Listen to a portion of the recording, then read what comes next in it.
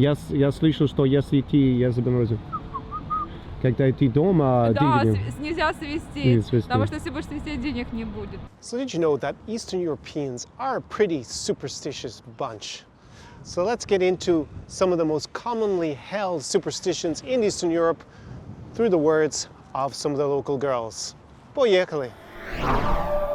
Tsar Experience. Ой, суеверия у нас, да. Да? У нас Например. У нас суеверий очень много, но самое такое сильное — это черный кот. Не Черный знаю, кот, у вас да? такое есть, что если дорогу перешел черный кот, то все, капец, идти нельзя.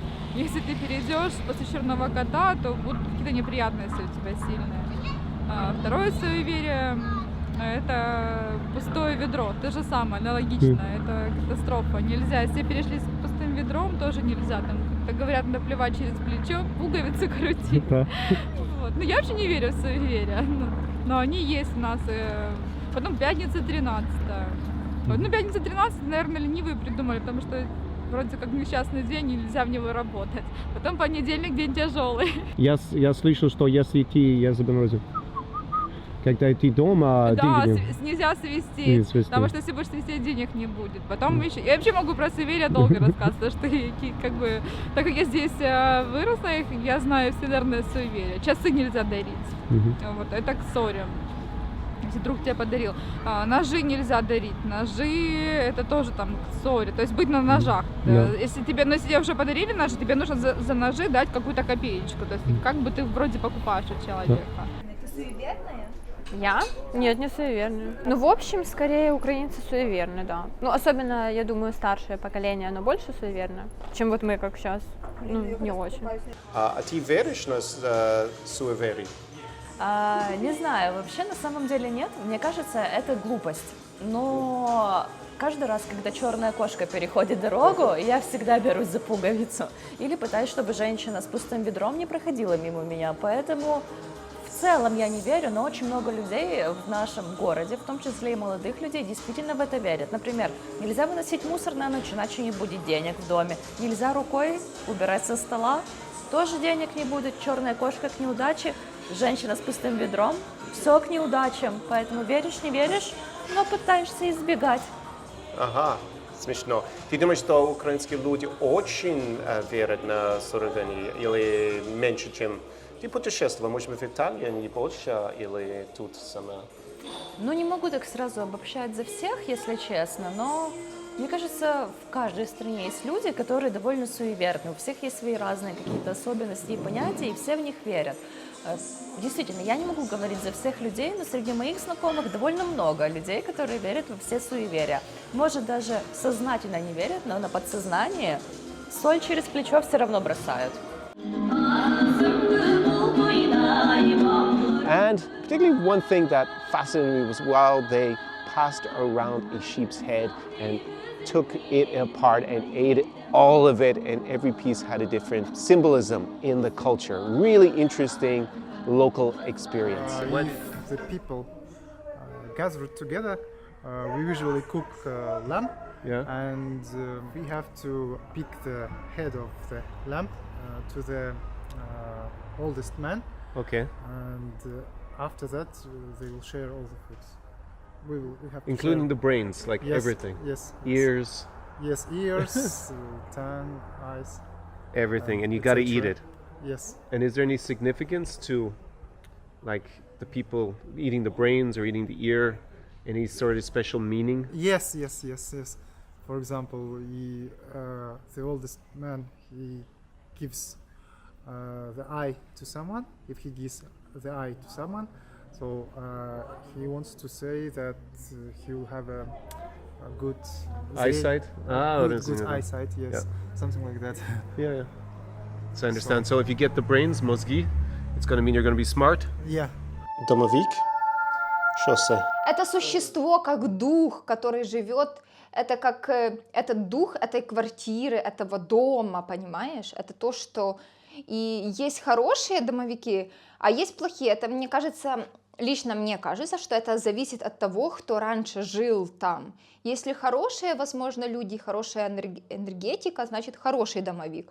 Если плохие люди, и что-то плохие дела, то, наверное, какой-то негативный домовик. Когда я, к примеру, была маленькая, да, то мы постоянно домовику оставляли сладости, чтобы он был довольный, чтобы домовика задобрить, чтобы он был добрым, радостным и так дальше, чтобы он не пакостил. Ну, к примеру, домовик может делать разные такие непонятные вещи, там, пугать людей и так дальше. Есть хорошие домовики, есть плохие домовики. Либо домовику может не нравиться, к примеру, какой ремонт в квартире. Если люди вот плохо ухаживают за домом, понимаешь, то домовик, вот, мне когда-то истории рассказывали, что домовик может вот сидеть просто где-то здесь, да, ну там, на подоконнике и ночью делать вот так, ему не нравится, как обои поклеены, да, там, на-на-на, и все такое. И люди мне реально рассказывали, даже взрослые женщины, которые говорили, что они просыпались и видели домовика, который говорил, мне не нравится вот это, что нужно сделать вот это здесь, потому что домовику не нравится, когда нет уюта в доме, когда что-то плохо сделано и так дальше. Хорошо. И интересно ему еще не очень. нравится, когда вот ты оставляешь сладости, да, и накрываешь тарелкой. Понимаешь? Да, понимаю. Да, потому что он не может достать эту сладость и скушать. Почему? Потому что тарелка сверху. А, Поэтому нужно ее снять, чтобы домовик мог прийти и покушать это. А ты делаешь это еще сейчас? Не, ну я сейчас не делаю, но я знаю с детства, что про это мы очень много разговаривали, что мы в это очень верили, когда я была маленькая. Особенно, я думаю, в маленьких селах, городах верят в домовиков. Еще сегодня? Я В думаю, Украине, что да? да, некоторые люди да. Do you think Ukrainians are superstitious in general? Yeah, I'm superstitious. You're superstitious. So Yeah.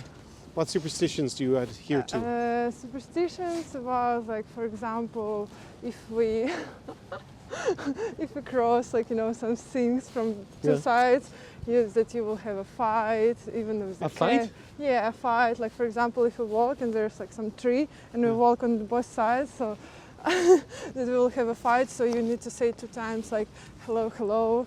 I've never heard that before. Or with the cats. Actually, I really like. Yeah, I'm really cats getting is kind of universal. upset when there's like really one road, and behind me is dogs, and there's like only one way, and there's a black cat, and I'm like, oh shit, what should I do? So you get upset if you see a black cat. yeah, Walking yeah, across. because I need to change the road. You need to go on a different road. yeah. So you have it. They really are super Don't superstitious look here. on, don't look on in the broken mirror Yeah. because you will have a bad luck. I'm superstitious. Yeah. So understanding the local culture will give you a big edge when you come here to Eastern Europe. So what are you doing next weekend? Because it could be you living the Tsar experience with me in a city in Eastern Europe. Now, when I'm filming this, I'm not currently bringing clients to Ukraine, Russia, or Belarus due to the Russo-Ukrainian war. First of all, привет z Odessy, greetings from Odessa, on the shores of the Black Sea here in Ukraine. But I have been going with clients over the last, say, 8 odd months to Almaty in Kazakhstan, just up the road in Chisinau, Moldova, also to Riga in Latvia, and briefly to Warsaw in Poland. If you want to know more about what the Tsar experience entails, I have 2 playlists that you should go and check out. They're up above in cards and down below in the description to this video. The first one is going to give you an overview of the cities that I have lived the Tsar experience with clients in, and there's a few previous client testimonials in there. And then the second one is about how to date the 9s and 10s of Eastern Europe, which is what we focus on here on the Tsar experience. So the weekend basically will involve us going out and socializing, partying hard in the place I think are the best fit for my clients. Because in my experience, on a shorter weekend, or a short period of time, which is a weekend or a long weekend, actually going out and socializing in the best places is the best way to meet the 9s and 10s of Eastern Europe.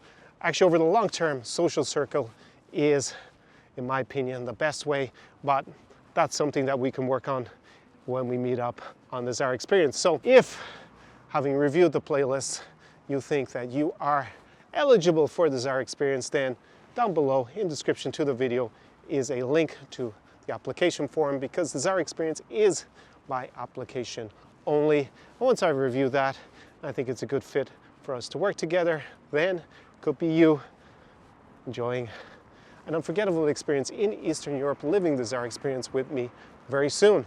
So on that note, I bid you a do pobачення from Odessa Mama on the shores of the Black Sea. Ciao, ciao. Zara Experience.